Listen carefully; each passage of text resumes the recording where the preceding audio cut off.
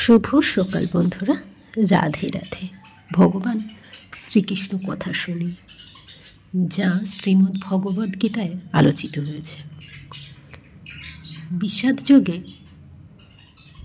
সঞ্জয় বলেন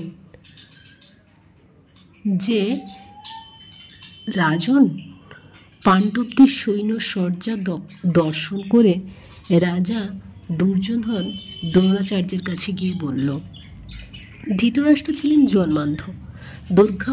দুর্ভাগ্যবশত তিনি পারমার্থিক তত্ত্ব দর্শন থেকেও বঞ্চিত ছিলেন। তিনি ভালোভাবেই জানতেন যে ধর্মের ব্যাপারে তার পুত্রেরাও ছিল তার মতোই অন্ধ, এবং তিনি নিশ্চিত ছিলেন যে তার পাপিষ্ঠ পুত্ররা আজন্ম ধর্মপরায়ণ পাণ্ডবদের সঙ্গে কোনো রকম আপোষ মীমাংসা করতে পারবে না। তাই তিনি ধর্মক্ষেত্রের প্রভাব সম্বন্ধে স্বয়ংগ্রস্ত ছিলেন।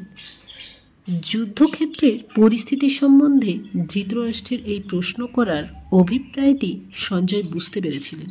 তাই তিনি নৈরাশ্যগ্রস্ত রাজাকে আশ্বস্ত করার জন্য বলেছিলেন যে পবিত্র ধর্মক্ষেত্রের প্রভাবের ফলে তার পুত্ররা পাণ্ডবদের সঙ্গে কোনো রকম আপোষ মীমাংসা করবে না।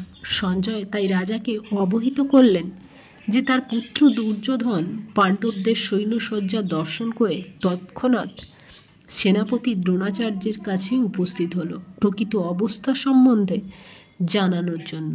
দুর্যোধনকেও যদিও রাজা বলা হয়েছে, তবুও সেই সংকটময় অবস্থায় তাকে তার সেনাপতির কাছে যেতে হয়েছিল।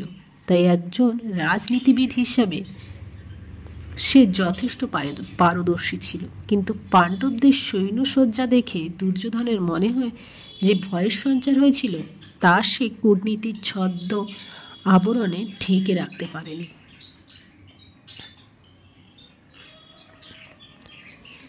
চতুর কূটনীতিবিদ দুর্যোধন মহৎ ব্রাহ্মণ সেনাপতি দ্রোণাচার্যকে তার ভুল ত্রুটিগুলো দেখিয়ে দিতে চেয়েছিলেন।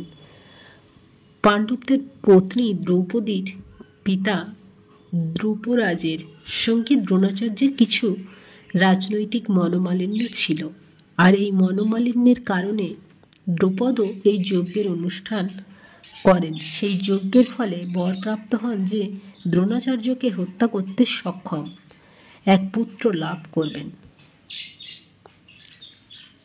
দ্রোণাচার্য এই বিষয়ে সম্পূর্ণভাবে অবগত ছিলেন, কিন্তু দ্রুপদ তার সেই পুত্র ধৃষ্টদ্যম্নকে যখন অস্ত্র শিক্ষার জন্য তার কাছে প্রেরণ করেন, তখন উদার ব্রাহ্মণ রূপে দ্রোণাচার্য তাকে সব রকম অস্ত্র শিক্ষা ও সাময়িক কলা কৌশলের গুহ শিক্ষাসমূহ প্রদান করতে দ্বিধা করেননি। এখন কুরুক্ষেত্র যুদ্ধে ধৃষ্টদ্যম্ন পাণ্ডবদের পক্ষে যোগদান করে তাদের সৈন্যব্যূহ রচনা করেছেন, যে কৌশলে তিনি দ্রোণাচার্যের কাছ থেকেই প্রাপ্ত হয়েছিলেন। দ্রোণাচার্যের এই ত্রুটির কথা দুর্যোধন তাকে স্মরণ করিয়ে দিল, যাতে তিনি সতর্কতার সঙ্গে আপোষহীনভাবে যুদ্ধ করেন।